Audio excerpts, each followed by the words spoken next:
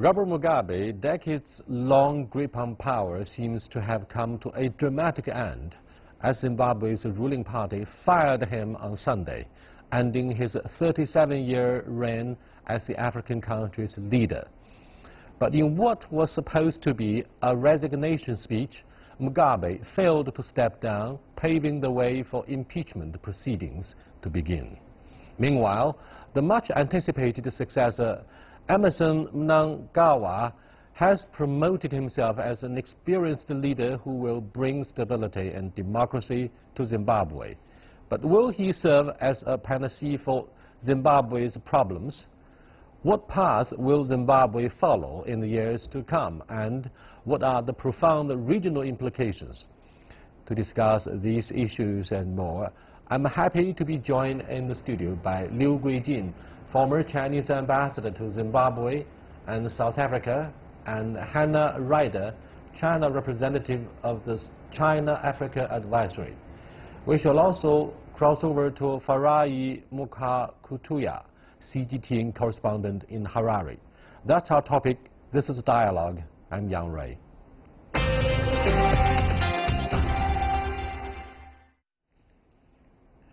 So what will happen next since President Robert Mugabe refuses to step down or resign? I think the situation has come to a kind of stagnation. On the one hand, the military will try to do everything to appear that it's not a military coup d'etat or a military mutiny, because if it's to be characterized as a coup d'etat, it will face with a lot of problems from the African Union and from SADC, the regional organization. But on the other hand, Mugabe, seems not to be cooperative with the military. Though he's in a very difficult position, he has lost control of the government, of the army, of the party, even of the parliament. But he refuses to step down, and things has come to a very sensitive and crucial point. Anything could happen, but we hope things to be better. So, Hannah, do you think Mr. Mugabe has a lonely heart but a very strong mind, and he will be isolated? The problem, the issue is, Hannah, why can't the military of Zimbabwe wait until next year when the election is to be held, and then he could possibly step down with some dignity? Well, I think Mugabe himself has a choice whether to step down with dignity in any case, whether it's now or later. If you look at the experience in many other countries, any other African countries, take Kenya, for example, where they had a long-term leader for 24 years, Daniel Arap Moi. He stepped down very gracefully and paved the way for a lot of improvement in the country, a lot of economic improvement and stability. It would be great if Mugabe would do the same thing. He has the opportunity to do it now. I really hope he does. What would be the worst-case scenario if Mr. Mugabe refuses to step down in terms of the measures to be taken by the African Union? Now it seems that that kind of worst scenario is not that possible. I don't think the old man has a lot of choices except step down, whether well, with certain dignity or to be forced to step down. Because the situation there in Zimbabwe, particularly in the case of Mugabe, is like something an old Chinese saying says that when a wall is about to fall and everyone gives a push, and when a tree is about to fall, the monkeys will scatter. Even though Mugabe, having ruled the country for 37 years, he must have some supporters, or there must be someone who benefited from his rule. But even those men or those people, I don't think they dare to come out openly to support him. So though the situation seems to be, very crucial and in a very, important stage, but I don't think bloodshed would happen. But violence might happen if he does not cooperate with the army. Hannah, what are your thoughts about the worst case scenario? Will there be bloodshed? Well, there are already reports, actually, of some bloodshed, some people being detained and so on, from both sides. People that have supported Mugabe, people that have been in support of Mnangagwa as well. So it is a very tense situation, like the ambassador said. So we just have to we need to keep an eye on the situation, and hopefully the African Union and SADC will also really keep an eye and make sure that they're there ready on standby. Why do you think President Jacob Zuma is seriously concerned about the unconstitutional move by the Zimbabwean military in the latest development? Well, South Africa plays an interesting role with regard to Zimbabwe. And the ambassador knows even more than I do about this. That said, the moves from South Africa are really they're really trying to encourage as much stability. There is a suggestion the elections are meant to be next year for Zimbabwe, August 2018. There's some suggestions from various quarters that those elections should potentially be postponed to allow even more time for the situation to settle down. But actually, probably the earlier the elections are, the better in terms of promoting democracy, promoting a wholesome understanding of what Zimbabweans actually want. How difficult is it to inaugurate the impeachment proceedings? Well, it's not a kind of easy thing, because according to fixed rules, there must be, first of all, a committee be set up, and this committee will, after, make certain investigations of the crimes or allegations against the president, and put forward a report to the parliament. And the parliament, the parliament needs to vote. If 2/3 of the parliamentaries voted in favor of that impeachment, then the president will be impeached. But that will definitely take time. But I judge from the situation that even the party could pass a resolution to remove Mugabe and from his president of the party, and even a member of the party, and I don't think the military would have more difficulties in convince or in using certain means to make the parliamentaries to vote, for the impeachment. But then it will take time. Grace Mugabe, the first lady in Zimbabwe, is said to be the perpetrator of this dramatic change in Zimbabwean politics. What can you tell us about this lady? Well, I think I know personally the lady, because when I was ambassador there in Zimbabwe from 95 to 98, and I was even invited to his wedding ceremony.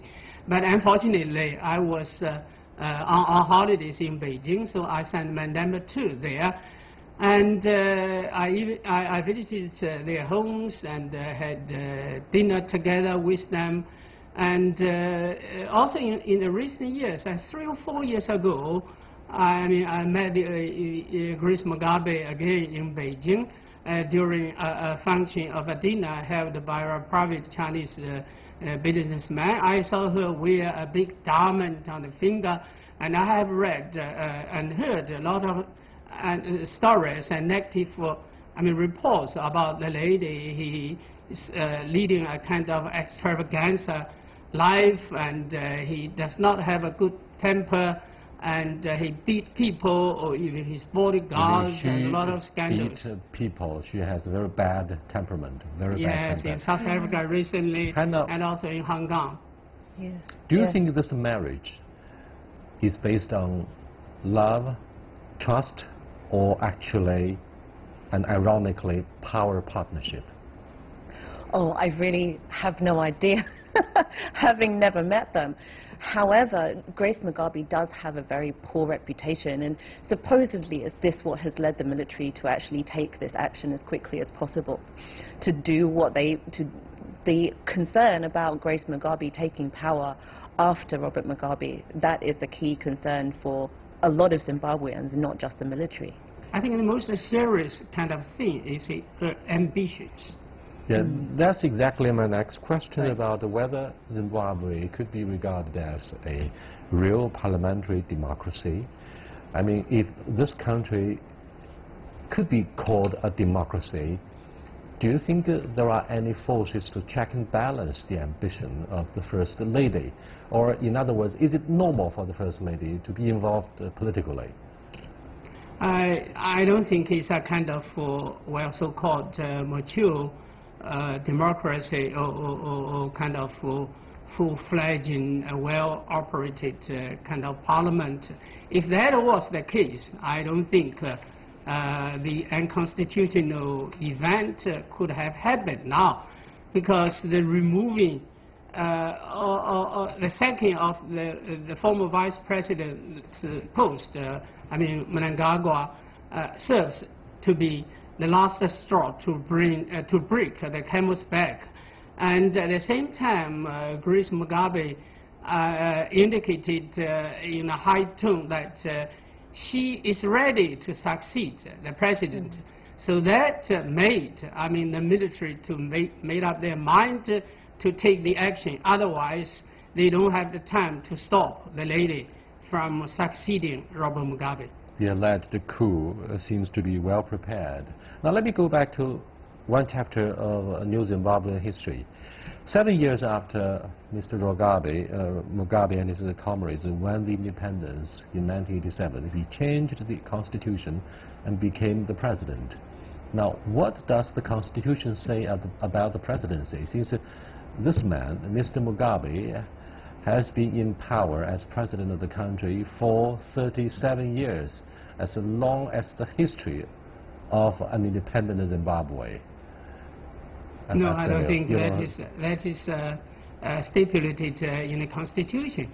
But in the Constitution, I think there must be clauses like this: the President of the Republic of Zimbabwe is the head of state of the nation and the chief of command of the army, and things like that. What do you think of the Constitution and the so-called democracy in Zimbabwe? Well, it's impossible to call Zimbabwe a fully fledged democracy, given that Mugabe has been in power for 37 years. He's been an authoritarian ruler in that country. That said, the fact that the military have been able to take over shows just how lack of control he has had in recent years. And so now the question is, what will it turn into? Will there be elections next year? And will the opposition, will civil society also be involved? These are the big questions. How will the military actually reach out to those parts of the population? How will they reach out to the full population? What do you think of the capability of Emmerson Mnangagwa, currently head of the ruling party, ZANU-PF? It's difficult to say. He is What's his reputation? Well, it's up and down. You know, he's been somebody who's been involved in some very brutal, violent activities. At the same time, you know, he's been he's led and supported the army to support Zimbabweans to deal with the drought in recent years. So it's very difficult to tell in which direction he will go, whether he will be authoritarian or whether he will be truly inclusive and really actually take Zimbabwe into a positive direction. Zimbabwe is in an awful situation right now. Yes, it remains an open question as to whether Emmerson Mnangagwa, currently head of the ruling party, will bring prosperity and democracy back to Zimbabwe. Please stay tuned. We'll be back in a short while.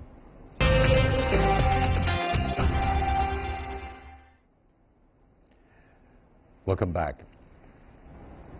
Now, Mnangagwa, head of the ruling party, had been a close comrade, very senior assistant to Mr. Robert Mugabe for decades, and he joined the fight against apartheid and the whites and won the independence in 1980. How could the two, Mr. Mugabe and Mnangagwa have the face-off.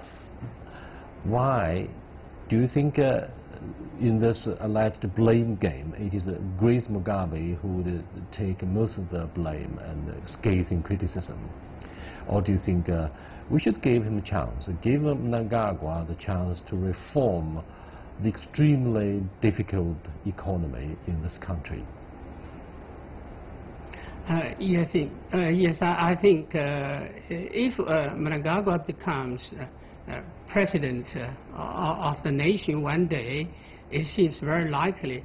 I think to try to correct mistakes made by the previous government, actually he's part of that, and change the policy and make the economy to recover is not a kind of easy job. No. Because the problem there in Zimbabwe have been long time, and some of them are structural problems. And the economy in Zimbabwe, I think is a kind of broken economy, or at the edge of the complete failure, considering that so many problems are piling up. So for Mnangagwa, it's definitely to be a challenge. But people in Zimbabwe, including the international community or the regional organization, I think are hoping that the cases will be better if Mnangagwa could be, in power. Because that will give her a chance of the government, and it will give a chance of the Zimbabwe people.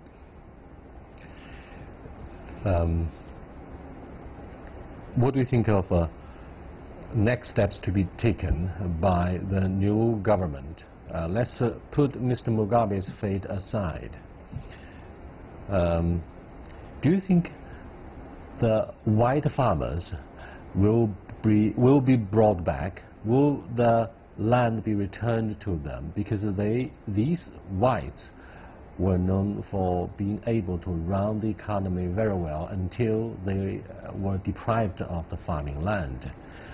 So the land deprivation together with inflation has really plummeted the Zimbabwean economy into chaos and extreme adverse circumstances. So what do you think of the future, immediate future? Well, like you say, Zimbabwe is in a very poor situation. Around 70% of the population are in poverty. There's around 90 or so, 95% unemployment. It's an economy which isn't running. So whether the white farmers come back, whether the white farmers don't come back, in a sense, this is not really the immediate issue. What's most immediate is to bring political stability so that there can be some economic improvement. What do you mean by political stability? Will there be discrepancies, upheavals and chaos between the military government and supporters of Mugabe? Because we got the feeling that majority of the voters and the constituents in Zimbabwe have completely switched to the military side and decided to abandon this poor old man, the 93-year-old Mugabe. Well, I've got friends in Zimbabwe. Their feeling is not necessarily that they're abandoning, or that they're hopeful for the future, but they also don't know what is going to be happening going forwards. They're open to, they want progress, they want this to be something which is positive, but they're not yet necessarily the signs that everything will be positive. They're hopeful, but there's still many more steps to be taken, especially in terms of the political stability I talk about, including, for example, linking to the opposition, linking into civil society, answering and speaking to civil society. That's also key.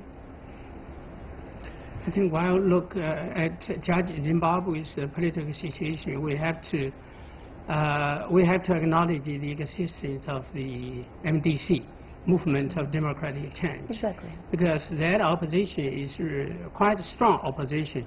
And during the election before the last, and Zimbabwe, Mugabe even, lost to him. But only the third round of elections, Mugabe won. So the opposition's, role, or the opposition's position with regard to the current change is not that clear now. In the future of Zimbabwe, there must be a kind of national reconciliation arrangement. There must be some position or some role played by the opposition. Otherwise, they cannot have a stable political situation. And so they definitely need that kind of stable political situation. Ambassador Liu and Hannah, China has been very supportive of Mr. Mugabe. He's said to be an old friend of China. However, to my knowledge, our late senior leader Deng Xiaoping was not very happy about his dogmatic insistence on the leftist ideology. When China decided to get more practical by opening ourselves up in the late 1970s, Mr. Mugabe, who came over and who had a talk with our late senior leader Deng Xiaoping, insisted that China should not set a very bad example, quote-unquote, of walking down the road of capitalism. And that seemed to have shocked the Chinese leaders. What do you think of, maybe Ambassador Liu is in a better position to review this part of the story? I was not present, during the meeting between Robert Mugabe and the paramount leader of China, Mr. Deng Xiaoping, but I read something about that. But I had one experience of attending a meeting between President Jiang Zemin and President Robert Mugabe in 1996 when I was ambassador to Zimbabwe. And I could recall almost a similar picture that Jiang tried hard to explain China's policy of opening door and economic reform to Robert Mugabe.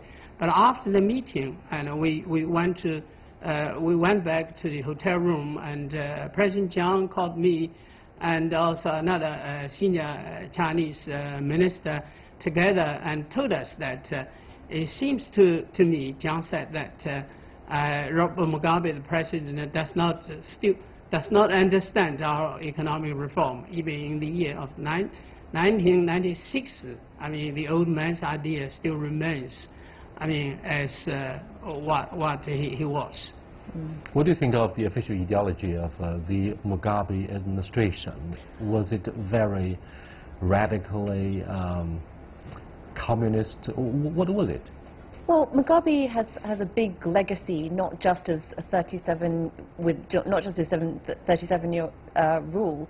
His legacy is also as a Pan-Africanist, also anti-imperialist, and also supporting communism. So from various levels.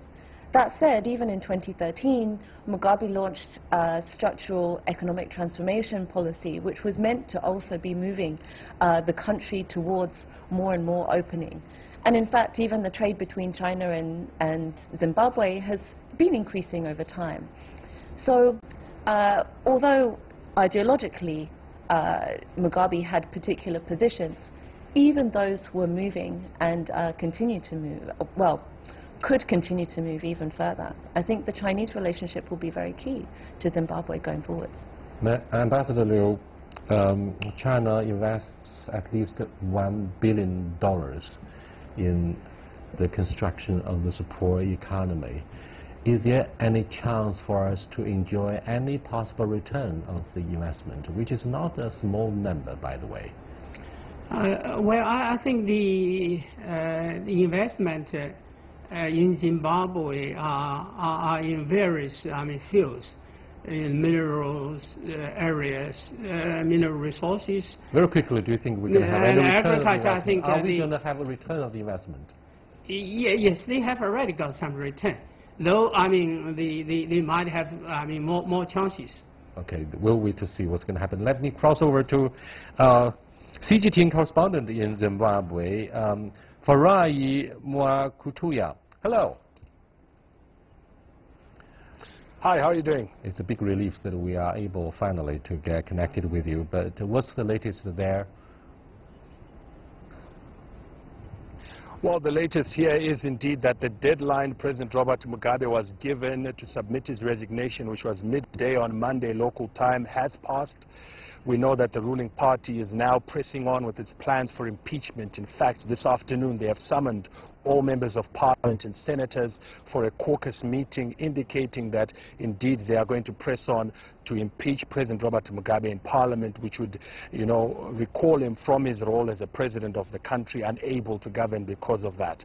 We also know that the war veterans have called for Zimbabweans to go back on the streets on Tuesday, tomorrow, to protest against President Robert Mugabe. They said that they will stage a sit-in until he leaves. So the pressure is increasing to mount, is continuing to increase. It's mounting on President Robert Mugabe for him to stand down. And I think it looks likely, because if he is impeached in parliament, then legally he doesn't have any mandate to rule anymore. His party has already dismissed him from his position.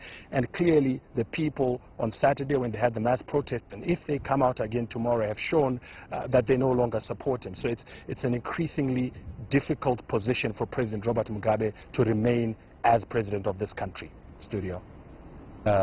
There seems to be a sense of humor when we look at some of the posters in the street, which said they don't like sexually transmitted power. What does that mean?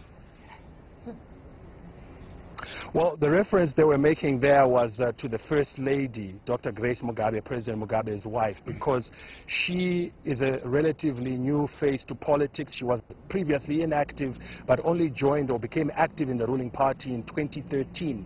And in those 4 years, she has risen to become the head of the very influential and powerful Women's League of ZANU-PF. She had been endorsed just 2 weeks ago. All the provinces of the party had endorsed her to become the next vice president, to replace President Emmerson Mnangagwa. So what people are saying there is that just because she has this relationship with the President Mugabe in the bedroom, it seems as if she's using that to try and get leadership through that marriage relationship. General Chiwenga was in China a few days before the alleged coup. Do you believe that there is a kind of a conspiracy, very quickly, before we conclude this discussion? Well, definitely not, because, General Chiwenga then responded. I think the action that General Chiwenga took has been problems that have been mounting. He says that the challenge is, the reason why the army has stepped in is because of problems that have been taking place in ZANU-PF for some time now. ZANU-PF has been consumed with factional fights for over a year, and these are things that have been building up. And it is the army stepping in to say, because you are fighting amongst yourselves, you are not addressing the economy is getting worse, Zimbabweans are getting frustrated and angry, and that's why you're acting. And these things didn't happen over 2 weeks. They've been happening over a longer period of time. So it certainly is unrelated. Thank you so much. Thank you, Ambassador Liu Guijin and Hannah, for being with us. Our topic has been what's going to happen to Mr. Robert Mugabe, the guy who ruled this country for 37 years since the independence in 1980. I'll see you next time. Goodbye.